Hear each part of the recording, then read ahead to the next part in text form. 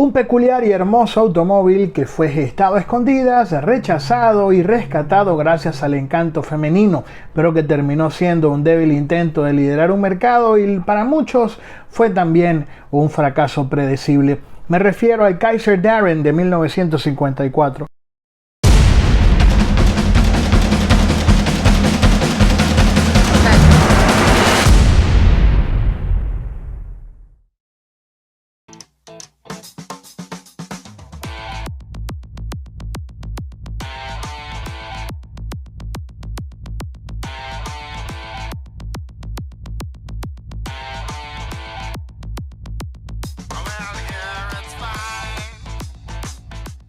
Definitivamente el mejor lugar para mimar al consentido de la casa, tu carro.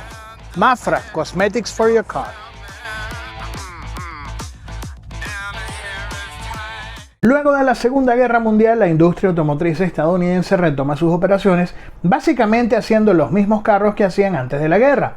Pero los estadounidenses se traían de Europa los automóviles que utilizaban estando en servicio en aquellas partes del mundo, carros pequeños y deportivos muy distantes de los suntuosos carros estadounidenses. Esto fue algo que de inmediato fue observado por los pequeños talleres carroceros estadounidenses que montaban carrocerías de fibra de vidrio de aspecto deportivo sobre chasis funcionales. Uno de estos pioneros fue la firma Glasspar, que desde 1949 hacía este tipo de trabajos.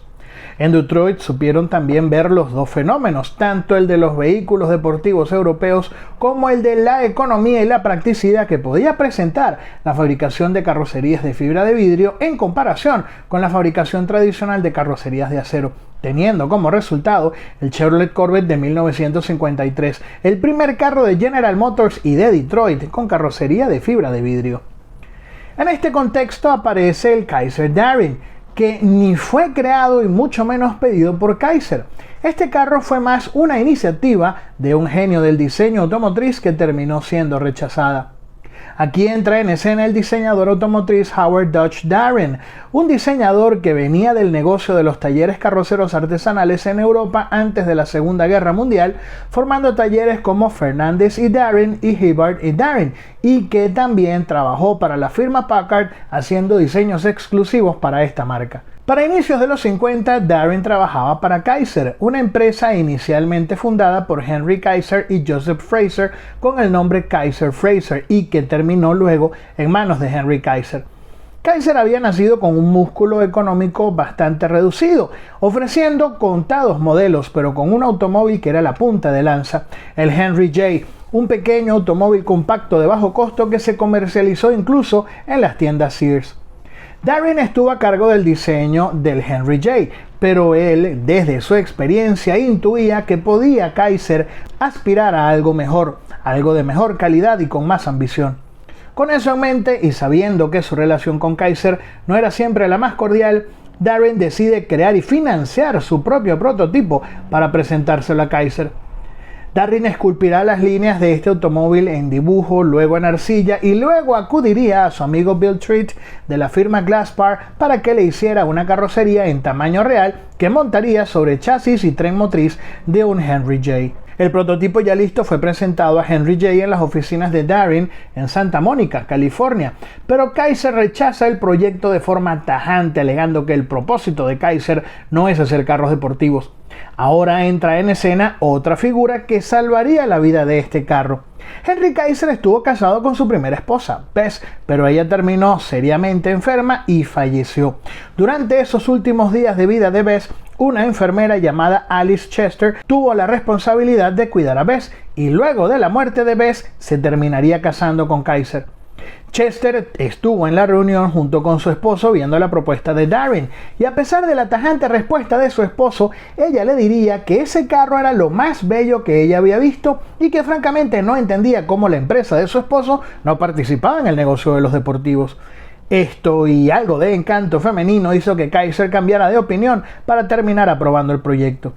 El nuevo automóvil es presentado en noviembre de 1952, un par de meses antes del debut del Chevrolet Corvette, con el eslogan "El deportivo que todos estaban esperando". El automóvil luce un diseño muy llamativo de líneas armoniosas, pero que en palabras de críticos y la prensa especializada de la época se decía que era bellamente balanceado. El único elemento que a muchos quizás no gustaba era la parrilla, que daba la impresión de tener o la forma de un beso o la forma de una concha de mar. La característica principal del automóvil era que, por deseo del propio Darrin, el carro tendría puertas corredizas, razón por la cual el carro no tiene ni manilla interna ni ventanas. Otra curiosidad era que el vehículo se ofrecía con un techo de 3 posiciones tipo Landau. El Darrin se ofrecía en 4 opciones de color: blanco champaña, rojo, amarillo satinado y verde pino. Los únicos 2 ejemplares que salieron de fábrica en otro color, azul en este caso, eran los automóviles de Henry Kaiser y su esposa. La razón para ofrecer solamente estos 4 colores y pintados con pintura laca era que la fibra de vidrio podía resultar severamente dañada en procesos de pintado con pinturas convencionales. El motor a usar en este carro era el gran problema. En Kaiser se llegó a diseñar un motor V8, pero la falta de fondos impidió que el desarrollo se materializara, por lo que el plan inicial era que el automóvil entonces se vendiera con un motor de 6 cilindros en línea de 2.6 litros y 80 caballos de fuerza, de hecho el mismo utilizado por el Henry J, pero con mejoras para hacerlo más potente. Sin embargo, en marzo de 1953, Kaiser se fusiona con Willys Overland. Eso permite que Kaiser pudiera utilizar en el Darrin el motor Willys Hurricane, que se utilizaba en el Jeep Willys CJ3. Se trataba de un motor de 6 cilindros en línea de 2.6 litros y 90 caballos de fuerza, que además era de construcción más robusta que la del motor de Kaiser.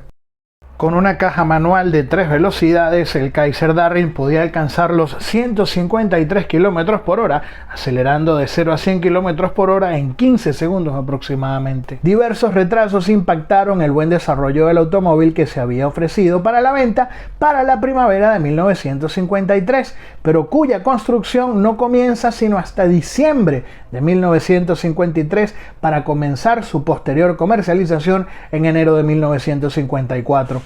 Pero casi de inmediato el automóvil presentaba varios problemas. Por un lado, los primeros ejemplares ensamblados tenían problemas con las puertas que se atascaban. Además, el automóvil tenía problemas de subviraje y la calefacción era deficiente. A pesar de que se hicieron mejoras para resolver el problema, había otro gran inconveniente.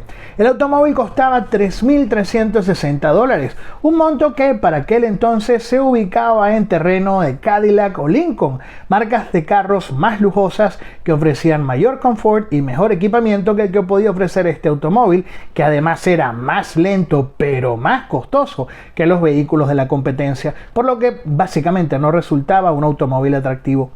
Por otro lado, hubo un problema inesperado. En el invierno entre 1953 y 1954 hubo una tormenta de nieve que tapeó un total de 50 automóviles Darrin almacenados en el exterior de la planta de ensamblaje y que, debido a la nevada, no pudieron ser recuperados sino varios meses después.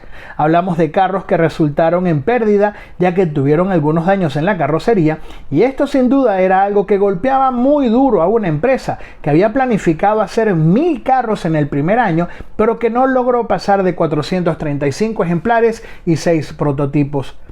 Todo lo anterior hizo que la directiva de la empresa decidiera en agosto de 1954 detener por completo el programa Darrin. Cabe destacar además que para el momento en el que el programa fue cancelado, muchos de los concesionarios Kaiser alegaban no poder vender el automóvil. Los 50 carros dañados en la tormenta de nieve fueron comprados por Darrin y vendidos simplemente como automóviles marca Darrin, equipados con motores V8 de Cadillac que mostraron un performance muy superior, permitiendo incluso que algunos de estos carros terminaran en competencias en la SCCA. Sin duda alguna fue una muy buena iniciativa, un carro que de haberse tenido el dinero suficiente hubiese puesto a correr a Chevrolet y a Ford por lo menos. Lamentablemente este es uno de esos casos en los que una muy buena idea y un potencial pionero lamentablemente termina siendo un fracaso. Estos carros hoy en día tienen un precio bastante interesante como pieza de colección, con ejemplares vendiéndose entre 60 y hasta en $130.000, precios que superan su precio inicial llevado a montos actuales, algo que se explica con la sencilla razón de su baja producción, con indiferencia de que haya sido por falta de músculo en su momento, además al hecho de que hoy en día todavía sobreviven algunos ejemplares en muy buenas condiciones. Nada mal a pesar de haber sido para muchos un fracaso predecible.